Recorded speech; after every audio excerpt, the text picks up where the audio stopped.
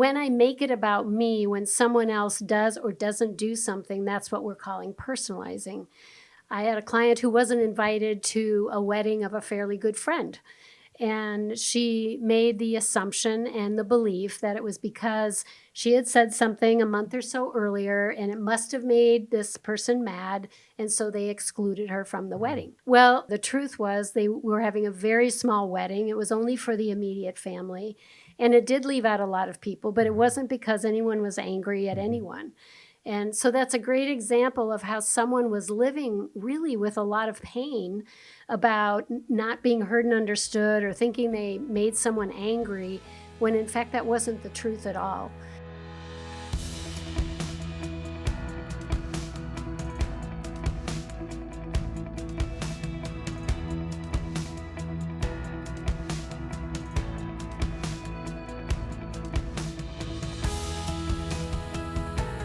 Welcome to the Faithful and True podcast. I'm Randy Everett, the co-host of this production, and we're here today, of course, with our host, Dr. Greg Miller, and probably one of our all-time favorite guests on the show. Absolutely. Debbie Laaser. For today. For this show, our favorite guest is going to be Director of Faithful and True, Debbie Laaser. How are you doing, Deb? Thank you. I'm doing well, thank you. Thanks for joining us again today. We decided to get together to talk about depersonalization today. Mm-hmm. And so what's interesting is, let's just start with the reality of this is going to be complex.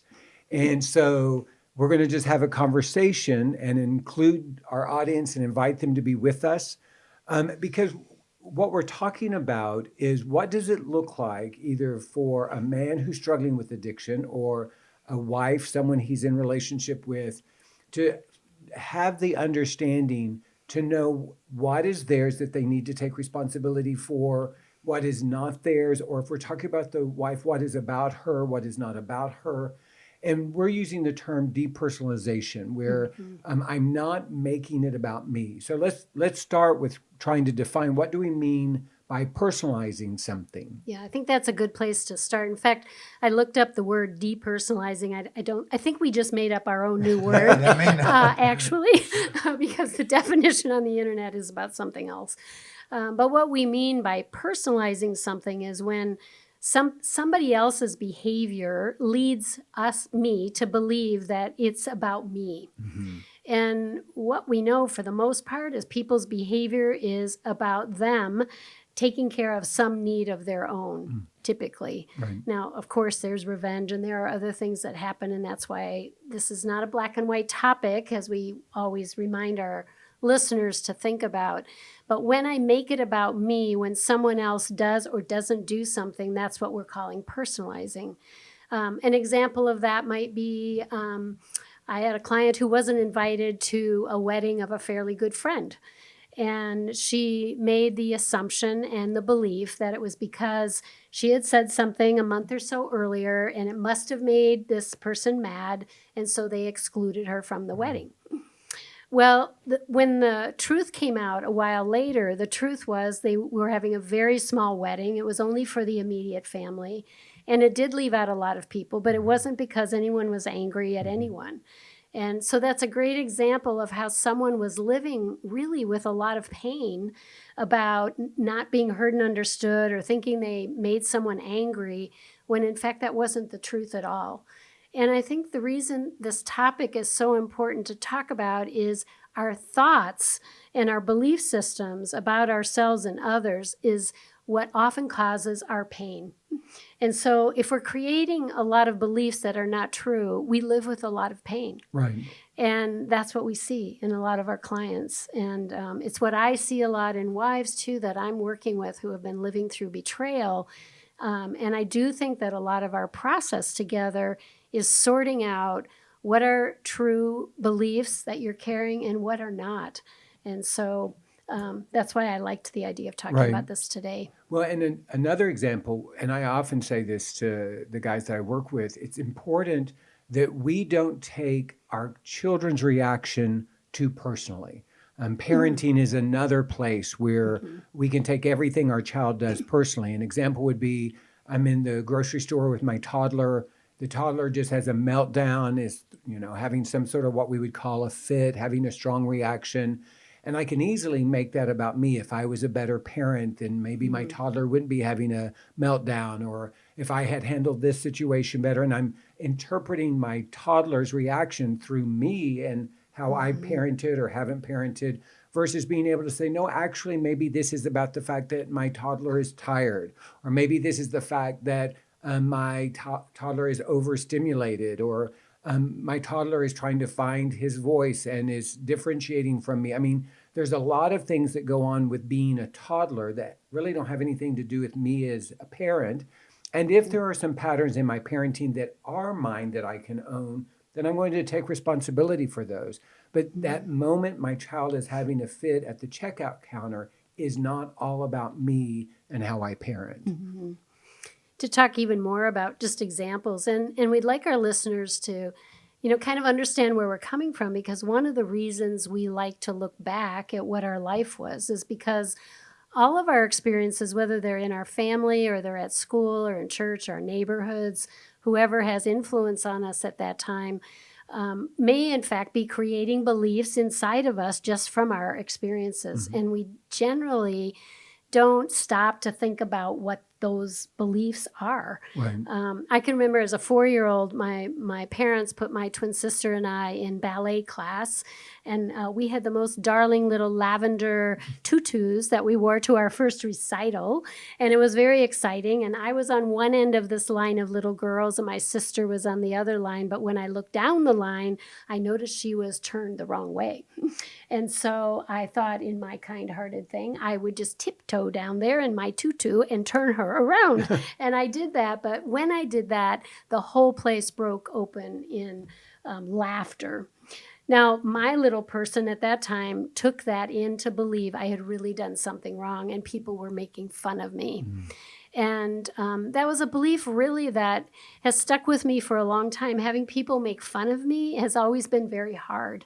And maybe that's okay, because, when people are doing that, that might not be a good thing. Right. But I had an extra reaction to that kind of thing, because it was really hard not to have been able to talk about that with anyone or have anyone validate that must have been awkward for me and that people really weren't making fun of me. They were just enjoying the moment with little ones or something. Mm-hmm. But beliefs like that are piling up and piling up in our lives. We have thousands of them inside of us. Some of them are so distorted that they really create pain for us. I'm not as smart as, or I'm not as good as, or I'm not as pretty as, or I can never do anything right. And we just pile up these belief systems and we live with them and then try to medicate them somehow or another, avoid them or drink them away or whatever we do to try to live with things that are not truth. Yeah. Well, what we're talking about are the lies of shame. Mm-hmm. And the way I talk about shame are the lies I believe about myself and the lies I believe about God. And so what happens is we've often said that children are great absorbers. They're not good interpreters. So you put them in an environment like a ballet recital, they're absorbing everything that is coming at them, and then they're not sure how to make meanings out of that. And many times a child will make inappropriate or wrong meanings about something and draw conclusions about themselves. And that original shame message of there's something wrong with me. That little girl who went to help her sister was just being sweet and kind and generous. And the laughter was actually probably about joy and celebration of Precious how moment. kind she was. Yeah. For the little girl, she's left with the conclusion, there must be something wrong with me or something wrong with what I've done. That's why they're laughing at me. And that's where you said it beautifully. Children simply need to be given a new understanding, a new interpretation, more information. But in the absence of that, we make it all about us. And that's kind of the nature of the shame filter. It's about me. People's reactions are about me. What I believe about me is about me. And so now I live in this world where I have this filter that everything in my experience in some way comes back to me and who I am. So do you feel like we're ready to move into maybe what some of the wives I'm working with will have beliefs about, of course, when they hear about betrayal? Absolutely. I think the most common one, of course, is that I must have not been enough for my spouse to keep him from looking at pornography or crossing the flesh line with affairs or prostitution or whatever else it was. And that belief system that I'm not enough, not pretty enough, voluptuous enough, sexual enough, whatever it is enough, is one that most women, I find, have as we start this journey. Well, and I think that what happens is any of those, like you said, any of those old negative core beliefs or shame messages about not being enough, kind of the way I say it is our early experiences create our core beliefs. And then what happens is our core beliefs become a filter through which we interpret our experiences. So somewhere early on in someone's life, they had an experience and their interpretation was, I'm not enough. And so they've been living with that filter, and then this experience of betrayal comes up years later, and then what they believe is, wow, this just proves it. I'm not enough, because if I was enough, this wouldn't happen. What can also be true is for some women, maybe they had boyfriends that betrayed them or weren't faithful, and so they brought that experience into this that goes, well, it proves it. It's happened before. It's happened again. There must be something wrong with me. Yeah. And it could be experiences with girlfriends too. Like all of a sudden you're not accepted in a group of girls that you've been a part of for a long time. For me, as a twin, as I said earlier, there was a lot of comparison in terms of what my twin did better than I did, in my opinion. So there were a lot of those beliefs developing inside of me that I wasn't as good as or good enough. Just coming from a family situation, I was never told that. Right. I did all of that evaluation on my own as a little kid, which just goes to prove what you said. We're good observers, but we're not good at analyzing. An example I would use, I often talk about the Greek and the Roman myths. And the idea is that when something happened in their world that the Greeks and the Romans didn't understand, they came up with a story to explain it. And I think that that's exactly what children do, is they have an experience that is beyond them. They don't understand, so they draw conclusions. An example that I often talk at the workshop is, let's say that I'm in a situation where both of my parents have to work outside the home. And so maybe they leave early, they come back late. And so what I'm aware of is I walk to school by myself. And what happens is when the school day is over, there's nobody there to pick me up. I either have to ride the bus or walk home, and I see that other kids' parents are there. And maybe I'm aware that other kids' parents volunteer, and maybe they come to the reading time or they host parties at the school or whatever. And so the conclusion that I draw is, oh, well, I must not matter. Because if I mattered, my parents would be here. I see that other kids' parents are here, but mine aren't. And so in the absence of information, I draw the conclusion that I don't matter. Well, what's true is a little boy or a little girl doesn't understand the economic realities. They don't know about mortgages and interest rates. They don't know about rising health care. And maybe what's true is there is a spending addiction in the family. And so the parents are overworking in order to try to compensate for living outside their means. But in the absence of that information or perspective, they're left with, I don't matter. So now what may happen is this woman who's betrayed begins to believe, well, I don't matter. If I mattered, my husband wouldn't do this, that I don't matter enough to keep this from happening. And again, we can see how old stories are showing up because of these beliefs about myself that got created when I was much younger. And it makes it hard for a partner or wife to accept what I believe I hear from most men who are struggling is this is not about you. And they're like, well, how can you say that? I mean, obviously it's about me. And it does take some help, I think, to go through and really look at some of these other issues about our belief systems and what is true about addiction. It's why I love to include addiction information for women that I'm working with, because I had that early on, and it's one of the things that really helped me believe the truth about Mark's behavior before he had to say it, and I rejected it, and I began to believe it, understanding how alcoholism works, how drug addiction works, how sex addiction works.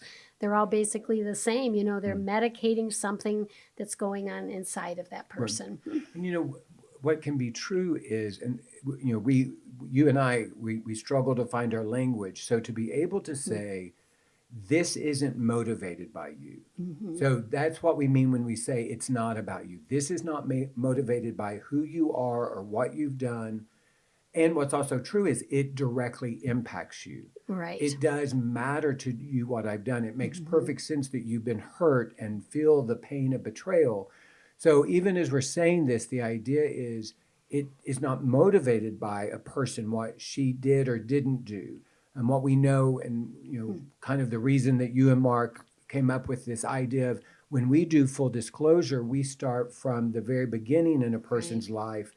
So we want them to do their entire sexual history from birth to the present, because we want the wife to hear this predates her, And what typically is true is there were things going on in the husband's life prior to the meeting that she did not know about. Sometimes she does, sometimes she doesn't.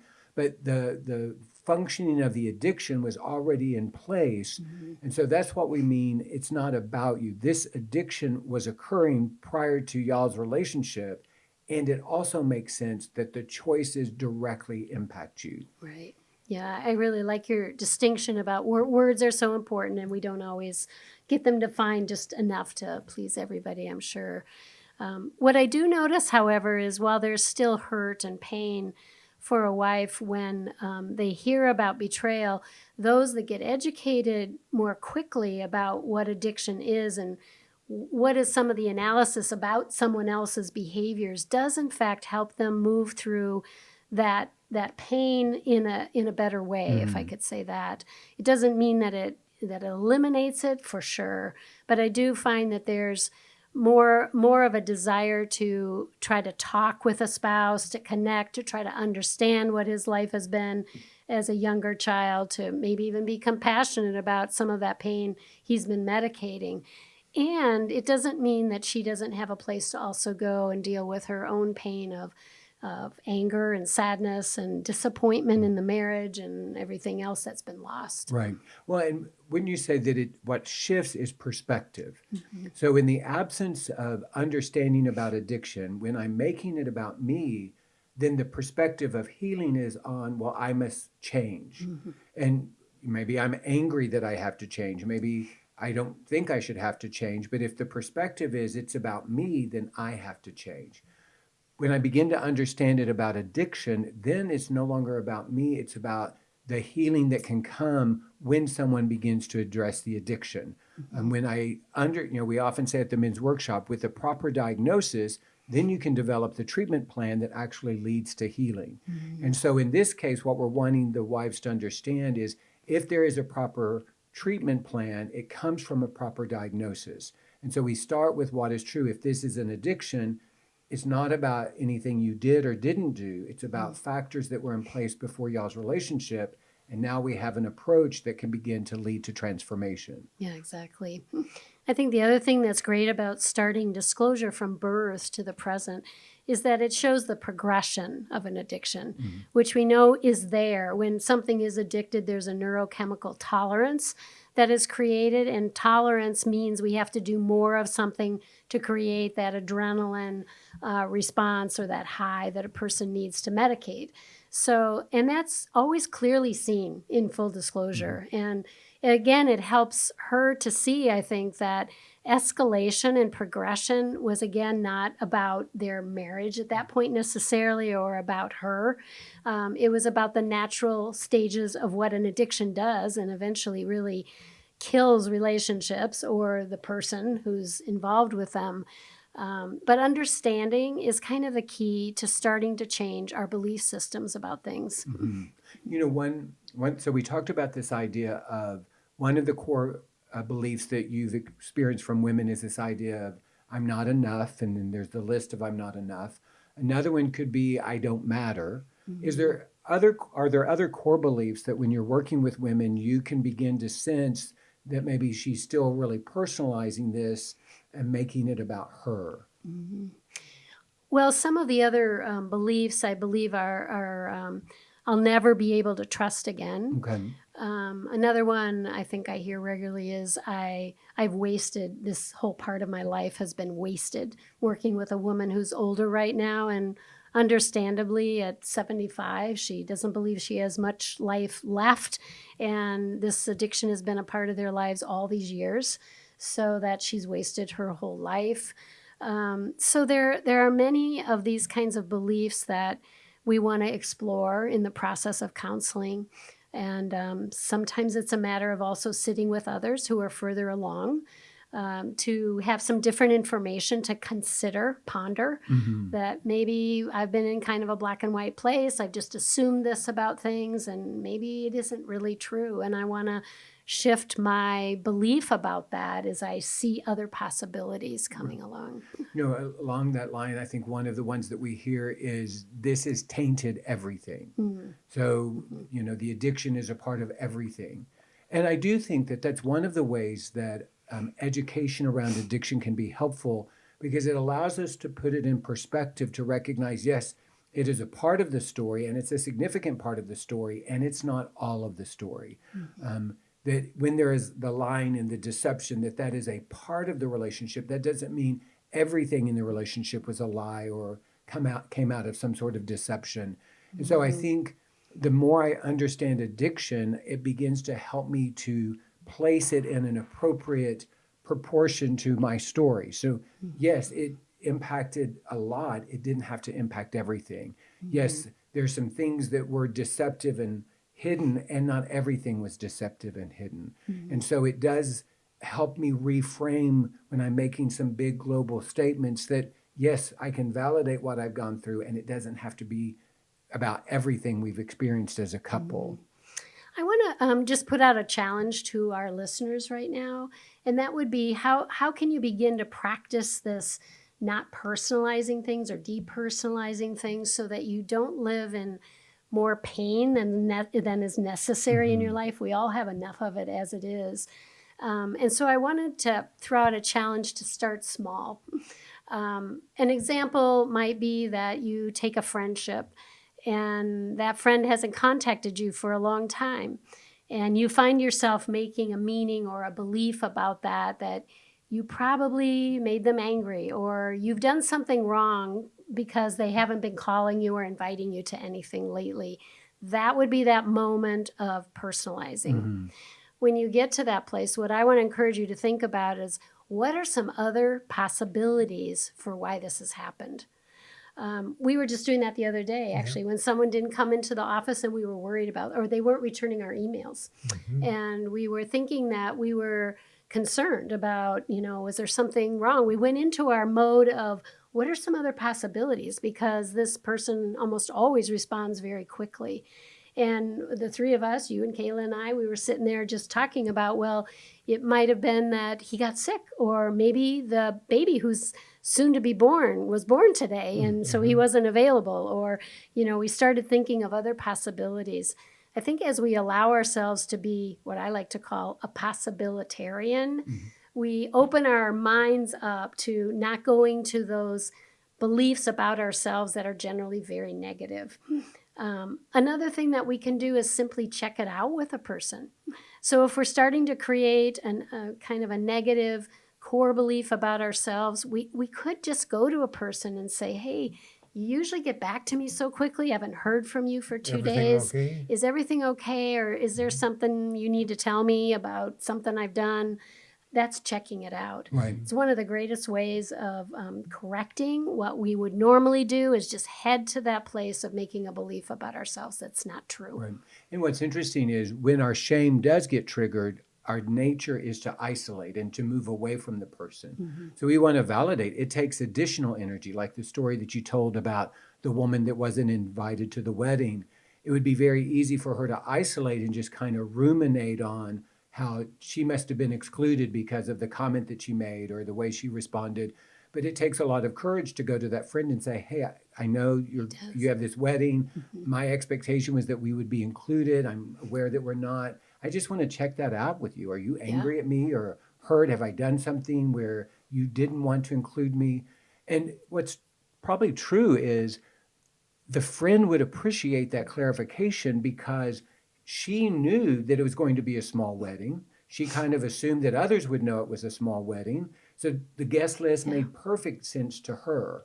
And so she's going, oh, no, no. You know, she's able to clarify for her friend, no, if we were able to expand it, you're one of the first people that would have been on the list. Yeah. We're going through that very scenario in our family right You now are? because our youngest son is getting married at the end of May. We're all excited about it. And you've got our family, her family, which is a large family, you know, and then they have a huge circle of very close friends, their own age. Well, as things are getting time to send out the invitations, we're kind of told it's a limited number that we have at our disposal. So then my wife Cindy's going through, so who do we extend the invitation to? You know, and it's funny because she has these relatives down in Tennessee who she loves dearly, and none of them have ever made the trip from Tennessee to Minnesota. You know, so she goes, well, do you assume that they still would not make that trip? You know, so don't invite them. You know, and it makes it very compromising on who do we invite. Yeah. You know what I mean? Yeah. Just like if it was open-ended, you know, surprise the kids and have 1,200 people show up for the wedding. You know, so to your point, you know, another thing we can learn to do to help others not create distorted beliefs about themselves is we can tell them ahead of time why they're not being included. You know, I mean, whoever thought to say invite or to talk with these relatives and just say, hey, we would have loved to have you come. We have a very limited list, so we're not going to be able to do that. And it's not about not liking you. No, it's the size Or of that you the don't- facility, and it's all of these other factors. So- Okay, so using this example, what's interesting is anyone who has planned a wedding knows this. Yes, your I know. example is perfect. I know. Expense is a factor. Yep. Venue is a factor. Yep. Yeah. And so part of it is, and this is part of the idea, the more information I have, then the less personally I'm going to take something. Exactly. And so I sometimes I have to go and gather information. Sometimes I have information that comes from my own experience. You know, back to this idea of being proactive. So for the husband, he can easily be a proactive messenger to say, listen, this may be difficult for you to believe, but this is not about you. And it was one of the things I saw in my own recovery, that it wasn't because Beth was missing something or wasn't enough. It was all about this other chaos was in my life. And it was important for me to be able to communicate that to her. She was getting that information from other people, but that she understood I saw that too. This was chaos that I brought into our relationship. This is chaos that predates you. And one of the things I think is helpful is to remind myself, and this is something I say to the men I work with, is even if your wife was perfect, if you have an addiction, you're still going to make addictive choices. And so it's not about who she is or isn't. It's about this thing that is in your life, that the more you understand it, then the more that you can choose to live differently. So it's not just education for the wife that helps them to depersonalize it, but I also think for men, as they get information about addiction and they can begin to understand, because they also struggle with some shame messages about who they are and how that might show up in the way that they're approaching recovery. And so it's important for us to understand, if I know truth, I can bring that to somebody else. I can say, you are my best friend and we are not extending this beyond family. If it's a wedding, or if it's in recovery, a husband can go to the wife and say, this has nothing to do with who you are or not. This is about pain in my life that I've been trying to medicate since I was first exposed to pornography. Yeah. Well, I know we talk a lot as therapists with women that we're helping them, you know, heal from betrayal, or I like to say almost better, to find well-being in their life and joy. And what I would say is, if we don't go after this work of exploring our beliefs about ourselves and others, we will never find contentment and joy in our life. I say that pretty competently. And so it's such important work to do. And sometimes it involves knowing and healing and forgiving things in the past so that you don't start with your marriage with all of this baggage, so to speak, or distorted beliefs about yourself. Sometimes it's about the present. So it can be complicated, like you said, when we open this session. Well, we're at a great ending point. Yeah. And so just to let you know, we're going to continue the conversation in our next podcast. And we are going to expand it to what does it look like for men in recovery to depersonalize some of the shame and the beliefs that they have, as well as what it looks like for couples and how they can deal with this in a way that's healthy and redemptive. Such a great table setter. Isn't that great? Good. Well, we'd like to thank you for joining us today on the Faithful and True podcast. We hope that today's discussion has been beneficial to you. If you find yourself needing the work that we do here at Faithful and True, please visit us at faithfulandtrue.com, where you'll find over 400 podcasts like this one, as well as the resources, the books by Mark and Debbie Laaser are all available online there, as well as the information and online registration for the Men's Journey Workshop, which we offer every month, and the Women's Journey Workshop. We have one coming up in April, and also we have a Couples Journey Workshop. All that information, all those opportunities await you at faithfulandtrue.com. In the meantime, we hope that this coming week for you will be a week that's filled with many blessings and with great vision.